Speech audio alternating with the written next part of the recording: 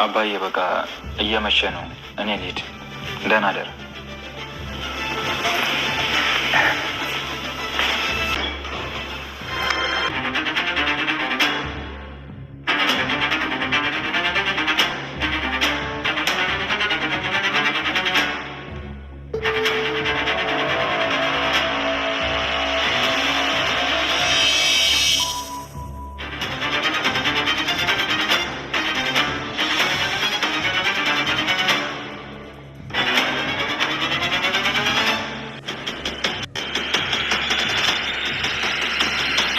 ቤት አለሽ ይሆን?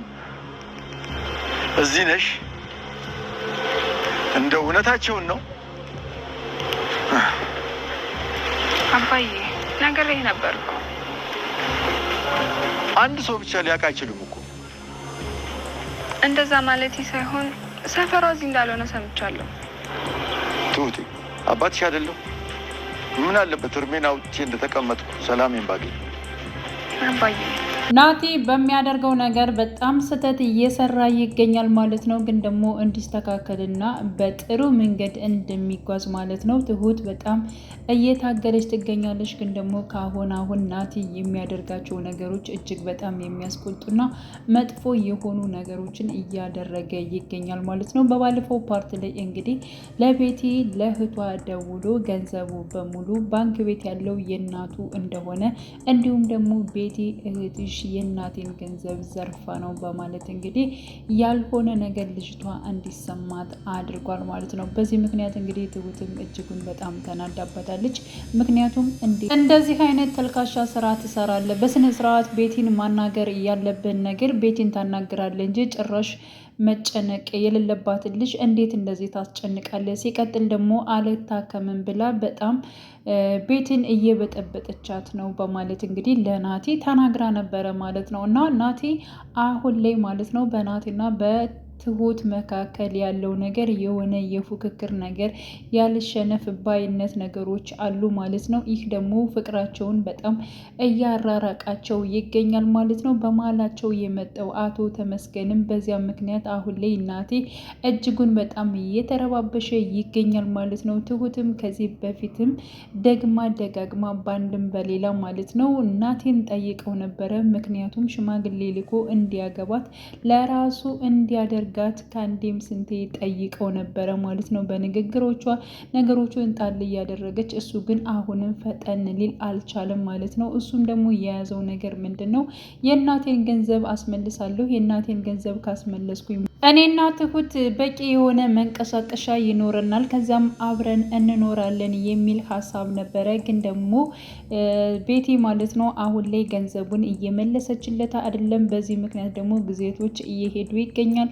አቶ ተመስገን ደግሞ አሁን ላይ ቤተሰቦቿ ይቅርታ አድርጎልኛል በእርግጠኝነት ማለት ነው። እሷም ይቅር ትለኛለች፣ ደግሜ ደጋግሜ እየተመላለስኩ ይቅርታዋን እጠይቃለሁኝ፣ እንዲሁም ደግሞ ሽማግሌ እልካለሁ፣ የልጄን እናት አግብቼ እንዲሁም ከልጄ ጋር በደስታ እኖራለሁ ያለው እንግዲህ ተስፋ ያልቆረጠው አቶ ተመስገን አሁንም ደጅ እየጠና ይገኛል ማለት ነው። ስለዚህ ትሁት አንድ ነገር እንግዲህ ናቲን ለመፈተን ያደረገችበት ነገር አለ ማለት ነው። እሱም ምንድነው? ሽማግሌ አሁን ልከህ እንድታገባኝ እፈልጋለሁኝ። በቃ አሁን ላይ እንግዲህ አቶ ተመስገን ሽማግሌ ሊልክ ነው እየተባለ ነው። ስለዚህ ቀድመ መላክ አለብህ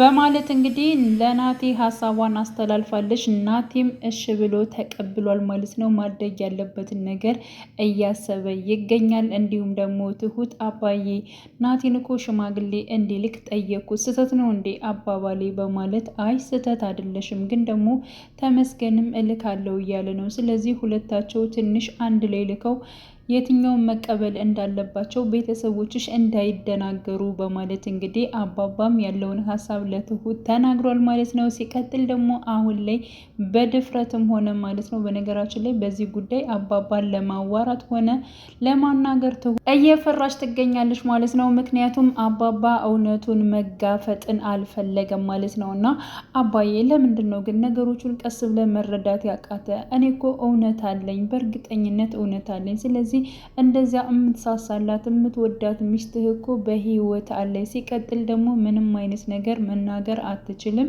ያለፈውን ነገርም ማስታወስ አትችልም ሲሉ ነበረ። እባክህን አባዬ ነገሮችን እሺ በለኝና በቅርበት እንዲሁም ደግሞ አውቃታለሁ ካለው ግለሰብ ጋር እየሄድን ያለውን ነገር የግድ ማስተካከል አለብን በማለት እንግዲህ እውነቱን እንዲጋፈጥ ለአባባ ተነግረዋለች ማለት ነው። አባባ በዚህ ጉዳይ ሲነሳ እጅጉን በጣም እያበሳጨው ነው። ምክንያቱም እርሜን አውጥቼ አርፌ ተቀምጬ ነበር። እባክሽን ትሁትዬ አሁንም ስለዚህ ጉዳይ ባናወራና ባይነሳ እጅጉን በጣም ደስተኛ ነኝ ሲል የነበረው አባዬ አንደሱማ አው ልክ ነህ አባዬ፣ ግን ደግሞ እውነታን ደግሞ መሸሽ አያስፈልግም። ስለዚህ በህይወት አለች እየተባለ አንተም ዝም ማለት በፍጹም አትችልም። እመነኛ አባዬ እናገኛታለን። እባክህን ለአንዴና ለመጨረሻ እንሂድ በማለት እንግዲህ እሺ በቃ ቀጥታ ውሰጂኝ ግለሰቡ ጋር በማለት እንግዲህ ያው ከሽማግሌው ጋር አየዋት ወይንም ደግሞ አድራሻዋን አውቀዋለሁ ካለው ሽማግሌ ጋር ማለት ነው። ውሰጂኝ በማለት እንግዲህ ጠይቋት ነበረ። አባዬ አሁን እኮ መሽቷል፣ በቃ ነገ ጧት ሲነጋ እንሄድና እንዲሁም ደግሞ እናገኘዋለን፣ ያወቀውን ሁሉ ይነግራል፣ አንተም ደግሞ ማለት ያለብን ነገር ትላለ በማለት እንግዲህ ትሁትም አባባን አሳምናለች ማለት ነው። ሲቀጥል ናቲ አሁን ላይ ከአቶ ተመስገን ላይ ጥቃት ማድረሱ ለምንድን ነው ያስፈለገው? ናቲ ሽማግሌ ሊልክ ስለሆነ አቶ ተመስገን ሽማግሌ እንዳይልክ የሆነ ማሰናከያ ለማድረግ የፈለገ ይመስላል። ግን ደግሞ የሄደበት ርቀትና ያደረገው ነገር ልክ አይደለም ማለት ነው። ማንም ቢሆን ማንም ትሁት እንዲጎዳም አትፈልግም። ሲቀጥል ደግሞ አቶ ተመስገን አሁን ላይ በጣም ተቀይሯል፣ የድሮ አይደለም ማለት ነው። ስለዚህ ምንም ያክል ቢቀየርና የድሮ ተመስገን አይደለም ሲላት እንግዲህ አባባም ስለ ጸባዩ መቀየር በደንብ ሲነግራት ነበር ለትሁት ማለት ነው። አውቃለሁ አባዬ ጥሩ ሊሆን ይችላል፣ ግን ደግሞ ራስህን ጠብቅ። ሲቀጥል ደግሞ እኔ ምንም ነገር እሱን አልፈልገውም በማለት እንግዲህ ለሱም ሆነ ለተመስገን ደግማ ደጋግማ ስትናገር ነበር። ናቲም የተናገረው ነገር አለ፣ ግን ደግሞ አሁን ላይ ናቲ ይሄን ነገር መጨረሻ ፓርት ላይ ያለውን ነገር ማድረግ አልነበረበትም ማለት ነው። ያ ማለት እንግዲህ ተመስገንን ለመንታትም ለማጥቃትም ከጀርባ በመሆን ይህን ነገር መሞከርም ሆነ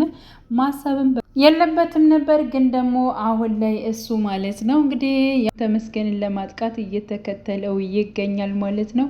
ሲቀጥል ማለት ነው አሁን ላይ ይህን ነገር አደረገ ማለት ደግሞ በእርግጠኝነት ትሁት ራሱ ትጠለዋለች። ምንም ቢሆን ምንም ከማንም ላይ ጥቃት የማትወደው ትሁት አሁን ላይ ማለት ነው ምን አደረገኝ ብሎ ነው በንግግር ስላናደደው ላበሳጨው ብቻ ሄዶ አቶ ተመስገንን ማጥቃት አልነበረበትም ማለት ነው። በነገራችን ላይ ብዙ ነገሮችን ማለት ነው እንግዲህ ከአባባ ጋር እንዲሁም ደግሞ ከትሁት ጋር በመሆን ብዙ ነገሮችን እንግዲህ ተመስገን ሲናገር ነበረ። በአንቺ የተነሳ ወይንም ደግሞ በእሷ የተነሳ ከሰው ጋር ተጣለሁኝ፣ ጭራሽ በጎረምሳ ልታስደበድበኝ ነበር እያለ ስለ ቤቲ ሲናገር ነበረ ማለት ነው። እና ተመስገን አንስቶ ምንድነው አንተ ወንድ ልጅ ነህ፣ ወንድ ደግሞ ከሰው ጋር ተደባደብ ሰው ደበደበኝ ብሎ ማውራት አይጠበቅበትም፣ በስነ ስርዓት መታገል መቻል አለበት እያለ እንግዲህ ሲናገር ነበረ ከትሁት መሀል ማለት ነው። እና ትሁት ይህን ሰውዬ መላ በይኝ ለምንስ እንደዚህ ይናገረኛል እያለ እንዲሁም ደግሞ እናቴ ሲናገር ነበረ ማለት ነው። ብቻ ግን የሁለታቸው ፍክክር ማን ሽማግሌ ልኮ ትሁትን ያገባታል የሚለው ነገር የፍጥጫቸው የተመስገንና እንዲሁም ደግሞ የናቴ ፍጥጫ በጣም እየባሰበት ሄዷል ማለት ነው። እንግዲህ አቶ ተመስገን ምንም ያክል ማለት ነው አንተ እንኳን እሺ ብላ ብታገባህ ይብን ማለት ነው በእርግጠኝነት በልጄ እምልልሃለሁ አግብታህም ቢሆን ትፈታህና ከዛ ከኔ ጋር ህይወቷን ትቀጥላለች በማለት እንግዲህ ለናቴ ተናግሮታል ማለት ነው። ናቴ ደግሞ ምንም አይነት ነገር የፈለከውን ነገር ብታደርግ እንኳን እሷ በጣም ነው የምጠላህ፣ በጣም ትጠላሃለች። እንኳን ለአንተ ልትሆን አይደለም አንተን ማየትም አትፈልግም በማለት እንግዲህ ያው ትሁት እንግዲህ በተደጋጋሚ አቶ ተመስገንን አልፈልግም፣ በጣም ብዙ ነገር አሰቃይቶኛል፣ ከሱ ጋር ህይወት ምንም አይነት ህይወት መጀመር አትፈልግም ነበር። እንዲሁም ደግሞ እንደማትወደው እንደማታፈቅረው ደጋግማ ስትናገር የነበረውን ነገር አሁንም ናቲ ማለት ነው ለአቶ ተመስገን ተናግሯል ማለት ነው። አቶ ተመስገንም እጅጉን በጣም ነበር የተናደደው። እሱን እናያለን በእርግጠኝነት። እስኪ አንተ ታገባታለህ ወይስ እኔ ደግሞ አገባታለሁ የሚለውን ነገር በሂደት የምናየው ይሆናል በማለት እንግዲህ ሁለታቸው እጅጉን ተያይዘዋል ማለት ነው።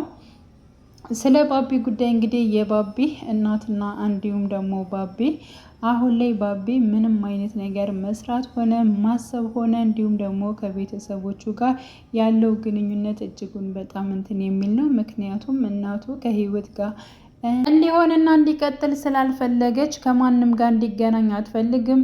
እንዲሁም ደግሞ ባቢ ምንም ነገር ምግብ ራሱ እየበላ አይደለም፣ ዝም ብሎ ቁጭ ማለት እና ነገሮችን ማሳለፍ ነው የፈለገው ማለት ነው። በዚህ ጉዳይ ደግሞ ለምንድን ነው እንደዚህ የምትሆነው? እባክህን እዚሁ ዝም ብለህ ቁጭ ብለህ ድንጋይ አታሙቅ፣ ስራ መስራት አለብህ፣ ህይወት ግን መቀጠል አለብህ በማለት እንግዲህ ባቢንም ስትናገር ነበር። ባቢ ደግሞ እኔ ደህና ሳልሆን ስራ መስራት ምን ይሰራልኛል በማለት ምን ሆኖ ነው ገና 10 ሴቶቹን አምጥቼ ራሱ አንተ የፈለከው ማማራት ትችላለህ፣ ብቻ ግን እንኳንም ከዚያች ልጅ ራክልኝ በማለት 10 ሴቶች ቢመጡ እኮ 10ዎቹም የአንድ ሰው ይሆናሉ ማለት አይደለም። የኔ ምርጫ ደግሞ ህይወት ነበረች፣ ግን ደግሞ አንቺ እማዬ በጣም ብዙ ነገሮችን ነው እኔ እየታገስኩሽ፣ በምትናገሪው ቃላቶች በመጥፎ ቃላቶችሽ ህይወትን ውስጧን ሰብረሽዋል በማለት እንግዲህ ያለውን ነገር ማለት ነው በእናቱ በጣም እንደተቀየመኝ ሲነግራት ነበረ። ሲቀጥል ደግሞ እኔ ላንተ ለልጄ ብዬ ነው ደህና ህይወት ስለምመኝልህ ነው አባትህና እኔ እያዘጋጀንልህን ታገባለህ፣ ህይወት ግን በደስታ ትቀጥላለህ እያለች ትገኛለች። እንግዲህ ያው ቤቲም ከቤት ብዙ እየተታየች አይደለም፣ ምክንያቱም ከባቢ እናት ጋራ ያለ መጣላት በሚለው ማለት ነው። እና እንኳን እኔ አይደለም እሷ ራሱ እኮ ይኸው ይብን እህቷን ራሱ እያየቻት አይደለም፣ በአንቺ የተነሳ ከቤት ራሱ ብዙ እየዋለች አይደለም በማለት እንግዲህ ተናግሯታል። እሷ እህቷን ማየትም ስላስጠላት ነው ውጭ የምትውለው በማለት እንግዲህ አስነዋሪ ቃላቶችን አሁንም በድጋሚ መናገሩን ቀጥላለች ማለት ነው። በዚህ ጉዳይ እንግዲህ እጅጉን በጣም የተበሳጨው ባቢ ለቤቲ ደውሎ ስለ እህቷም እንዲሁም ደግሞ ስለ እሷም ያለውን ሁኔታ ይጠይቃታል።